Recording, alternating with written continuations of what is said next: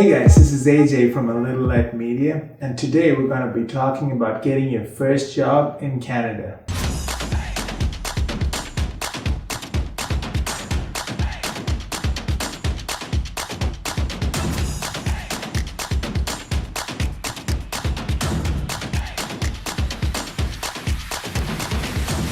Okay, so in 2017, the government of Canada embarked on this ambitious multi-year population growth plan, inviting more than 300,000 new immigrants to Canada every year.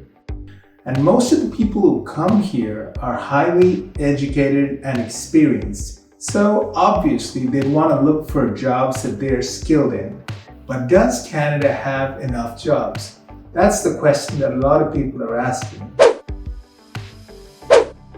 Before we moved here, we heard a lot of sob stories. Stories about how people have moved here and haven't found a job in more than a year. What does that mean?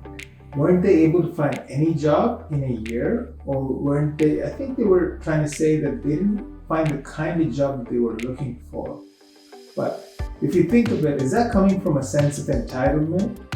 Because of what I've done in my experience that I deserve something?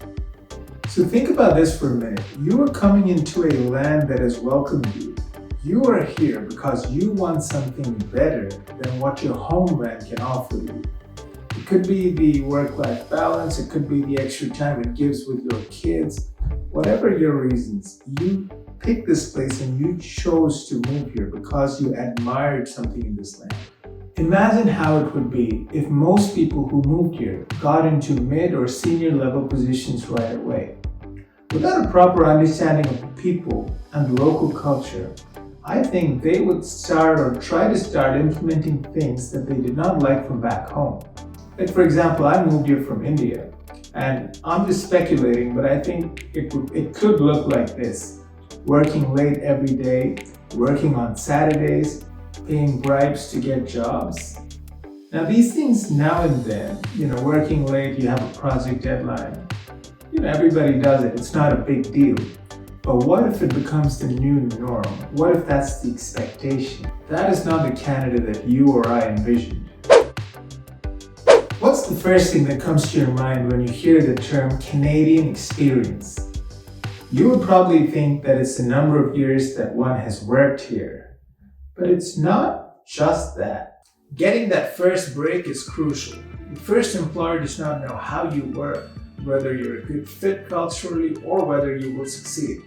And all the usual checks like employer history, work history, all that stuff is missing because you're new in the country. What if he hires you and it turns out to be a complete disaster?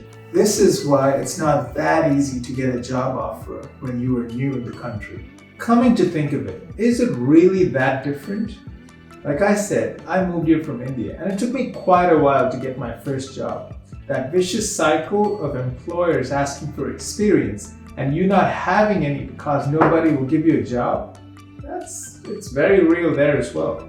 Employers admit that many immigrants have the hard skills, things like work experience and job expertise and things like that. But what they also want to know is whether you have the soft skills.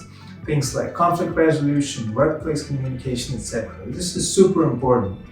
And this is different from workplace to workplace as it is culturally embedded. There is an old joke here that goes like this. If you are having a heart attack in Canada, the safest place to be is in the back of a cab, as chances are that the driver is a doctor from India or Pakistan. It's faster than dialing 911. While this is funny or probably sad, it is true that a lot of professionals who come here are unable to find jobs on their levels. Experience baggage is a real thing. You come here with 15 years of specialized work experience and you're offered a position that may be considered a junior position. This can be demoralizing for many. Here's a pop quiz for you. Do you know how much money a long-haul truck driver makes? Probably around $5,000 or $6,000 a month easy. This is considered a blue-collar profession. What about a bank job? Everybody wants to work on Bay Street. Those jobs start around, I think, maybe around $3,000 a month or lesser, which is considered a white-collar profession. You see what I'm trying to get at? There is a lot of demand for skilled trades here, and in many cases, you can live a pretty comfortable life doing those jobs. Now, I'm not saying go and be a truck driver, it's not for everybody. What I'm trying to say is there are a lot more options here, and if you are open, you will prosper. Here are my top 5 tips in looking for a job here. Work on your soft skills. These skills take time to develop, but it can be learned. Trust me, this will make a world of difference when you apply for that job interview. Understand what Canadian experience is all about. It's not really a bad thing. Be flexible. Life brings about so many opportunities, and it is up to you and I to decide on what we want and grab it. Create connections. This is universal all over the world, but you want to try to meet people who, especially in this case, work in the same kind of job that you aspire to get into.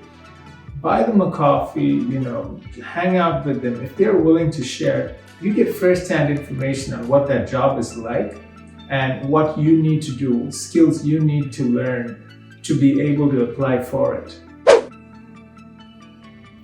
Canadianize your resume. Most companies and job agencies have software called ATS that screens your resume before it lands in a human's inbox. So make sure you format your resume to the particular job that you're applying for.